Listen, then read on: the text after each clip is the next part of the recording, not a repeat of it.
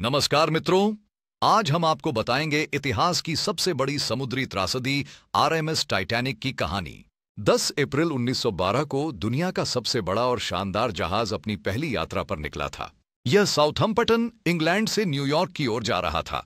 इस जहाज में थे उद्योगपति अभिनेता और वे आम लोग जो अमेरिका में नए जीवन की तलाश में थे।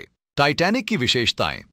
टाइटैनिक उस समय का सबसे बड़ा जहाज था जिसकी लंबाई लगभग 259 मीटर और ऊंचाई 53 मीटर थी। इस जहाज के अंदर सुविधाएं ऐसे थीं जो किसी 5 सितारा होटल को भी पछाड़ दें। खूबसूरत शीशे, शानदार लकड़ी की सजावट, हीटेड स्विमिंग पूल, टर्किश स्नान घर, जिम, 4 रेस्टोरेंट, 2 नाई की दुकानें और पुस्तकालय। कंपनी व्हाइट स्टार लाइन ने इस जहाज को डूबना नामुमकिन बताया था। कंपनी के उपाध्यक्ष ने भी सार्वजनिक रूप से कहा था कि यह जहाज कभी डूब नहीं सकता, लेकिन यह विश्वास जल्द ही एक भयानक वास्तविकता में बदल जाएगा।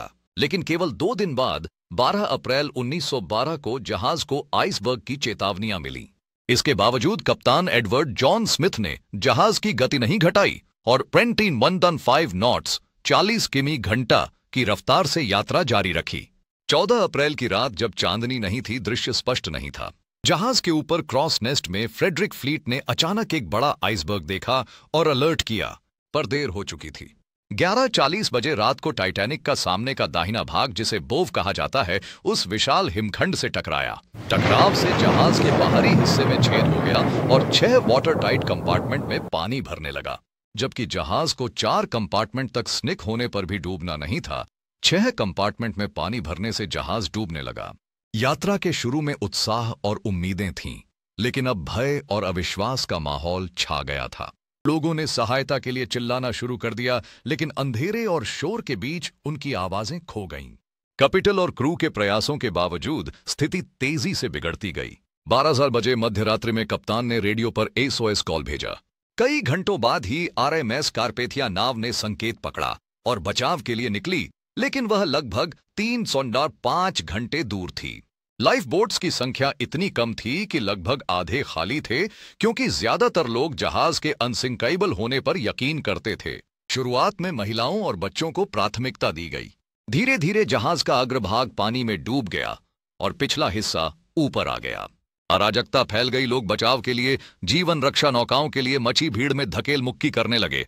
2:05 बजे आखिरी गाड़ी उतरी, लेकिन लगभग 1,500 लोग जहाज पर ही फंसे रहे। करीब 2:20 बजे जहाज 2 टुकड़ों में टूट गया और उसके बाद पूरी तरह पानी में समा गया।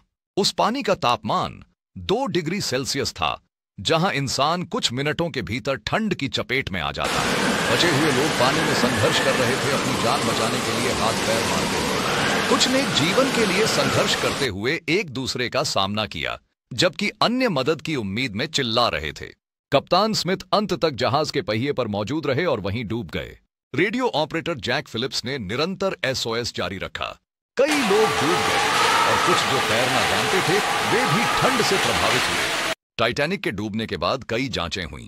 एक रहस्य पत्रकारों और इतिहासकारों का है कि 37 किलोमीटर दूर एक और जहाज SS कैलिफोर्नियन टाइटैनिक के नजदीक था, लेकिन रेडियो बंद होने से उसने SOS नहीं सुना। इसके अलावा लाइफ बोट्स की कमी, सुरक्षा अभ्यास का न होना और कम गति न घटाने की कई वजहें थीं। व्हाइट स्टार लाइन के अध्यक्ष ने भी कहा था कि जहाज को तेज चलाना है। अंततः इस त्रासदी ने समुद्री यात्रा के सुरक्षा मानकों में महत्वपूर्ण बदलाव लाए। टाइटैनिक का डूबना न केवल एक जहाज की कहानी थी, बल्कि यह मानवता की अनदेखी खामियों का भी प्रतीक बन गया। इस घटना ने लोगों को समुद्री यात्राओं की सुरक्षा के प्रति जागरूक किया और भविष्य में महत्वपूर्ण सुधारों की आवश्यकता को उजागर किया। आज टाइटैनिक की कहानी हमारे लिए एक चेतावनी है कि तकनीकी प्रगति के बावजूद मानव गलती और लापरवाही की कीमत कभी-कभी बहुत भारी हो सकती है। टाइटैनिक के जहाज ने अपने ऐतिहासिक डूबने के बाद से कई कानूनी और सुरक्षा परिवर्तन लाए हैं। इस हादसे ने दुनिया भर के समुद्री नियमों को बदल दिया। 1914 में अंतर्राष्ट्रीय आइस पेट्रोल स्थापित हुआ और जीवन रक्षा नौकाओं का नियम कड़ाई से लागू किया गया। 1985 में समुद्र के नीचे जहाज का टुकड़ा मिला, जो धीरे धीरे समुद्री जीवों द्वारा समाप्त हो रहा है। 110 सालों बाद भी टाइटैनिक की कहानी दिलों में जीवित है। एक ऑस्ट्रेलियाई अरबपति क्लाइव पाल्मर ने टाइटैनिक 2 बनाने की योजना बनाई लेकिन अभी तक वह योजना पूरी नहीं हुई। यह कहानी सिर्फ एक जहाज की नहीं, बल्कि मानव साहस, भूलों और चेतावनी की कहानी है। यदि आपको यह डॉक्यूमेंट्री पसंद आई हो तो कृपया लाइक करें, शेयर करें और हमारे चैनल को सब्सक्राइब करें। धन्यवाद। This concludes our exploration of the Titanic's legacy and its enduring impact on maritime safety. Thank you for joining us on this journey through history and human resilience. We hope to see you again for more compelling stories that shape our world. Until next time, keep exploring and learning from the past.